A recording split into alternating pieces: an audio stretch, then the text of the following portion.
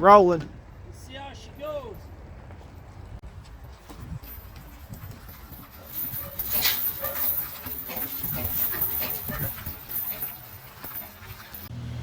Okay, so I'm working on setting this hitch up for the new Bushwhacker 12-foot batwing mower to tow behind my pickup truck. And one of the things I needed was a really heavy-duty hitch with a heavy tongue weight. You can see that's 1,200 pounds, and it's a 12,000-pound hitch. And I needed a 1-inch bushing, okay? You have to order these custom. So the pin that goes through the Bushwhacker, it's basically a large implement pin, but it's a 1-inch pin, okay? So with it riding around in here, there was too much slop. Let me show you. Okay, so here you see you got your 1-inch pin, and you see how much slack there is. So the mower has a bracket like this that comes on. So with all this slack in here, this thing really slops back and forth. And I'm trying to eliminate that. So ideally, I wish I'd have got 2 of these. I guess I didn't realize they were not going to be quite that thick. But ideally, you see how that eliminates most of that slack. So what I'm going to do is, I got a handful of different size washers here. I'm going to try to maybe tack weld them on like that so that I can slide this in. Oh, my fingers are stuck, really. So I could slide this in and it just stays on its own. Another option is to grind off a little bit here and put a tack weld on it this way. I don't want to heat this up too much, but I think a small weld or 2 won't bother this at all. It's probably 1-inch thick steel there. So I think this is going to be my first try here. This is a 1-inch flat washer, and you could see it matches up there. It's 1 inch on the inner diameter, and then I would have to get a tack weld on the outside here without destroying anything. All right, so I have the 2 washers lined up. I've got them clamped together. I ground off a little piece of that coating on the gold one. We'll see what happens here if I can make a small weld on that.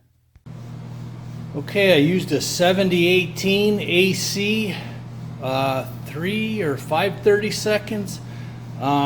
Gosh, who said that? I think it's Big Jim 57, or one of them suggested it, so I got some 7018s to give a try. And I'm on 75 amps. We'll see if I got a good one or not.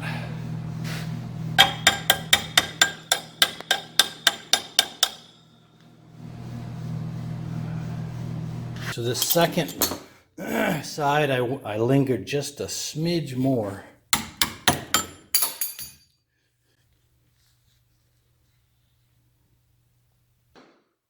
There we go.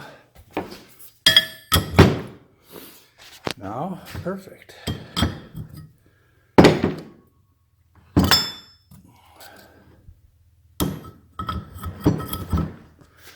So that is my plan to transport it on the truck, but there's some other things that we had to do, so stay tuned. Hopefully soon I'll be picking up that batwing and making this thing work. If not, we're gonna have to trailer it all the time. Okay, and here we are on February 5th. The day came to try to pick it up. I'll try to show you some of these adjustments as we make them and see if this thing is gonna work. Alright, we're working on the adjustments. It's kind of a tricky thing because we're doing basically what is not normally done. We got to adjust these turnbuckles, which adjust the hitch arm so that we get the right balance of height from these skids so that I could transport it with the truck and then be able to load it back on the tractor again.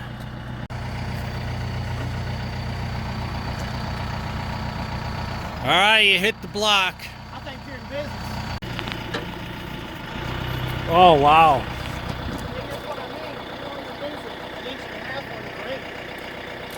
But it makes the front that much different. Well, the problem also is the higher it is, the more tippy it is Right. for transport. Right. And if you like pull it out down here, or this big.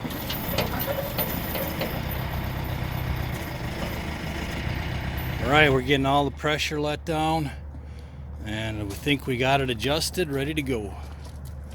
Rolling. Let's see how she goes.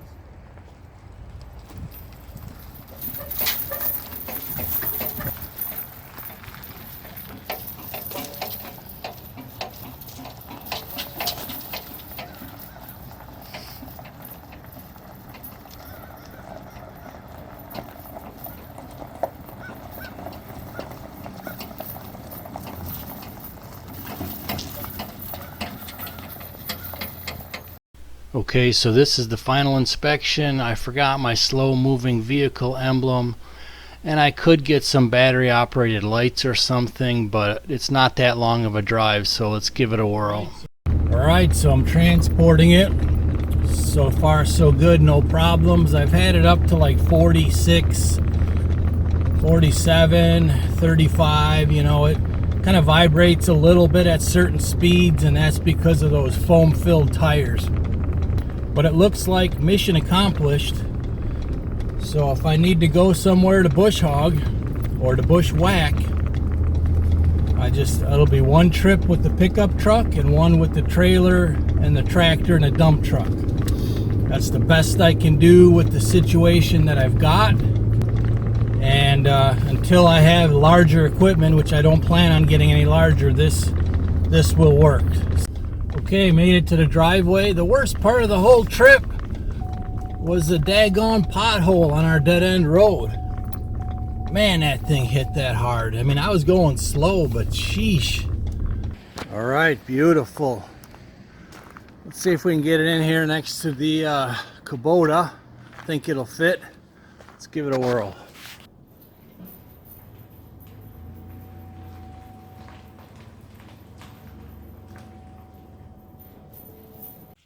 Okay, so I got it parked, got it in here. It's a little bit tight, but it's a work in progress. So the only issue I had was my welds broke, but the bushing stayed in there. I don't understand the people that sell these bushings. This is what they're for, very specifically for trailer hitches. Why they don't put a little lip on them or something so they don't do that is really beyond me. So I'll have to rework this, figure something out. I may even tack weld it here on this. I think this is a forged hitch, so it's definitely not. Yeah, it is forged, so that should be able to take a weld or two, a small bead. So other than that, she made it. New adventure on, boys and girls. Bushwhacker MD 144. Let's roll.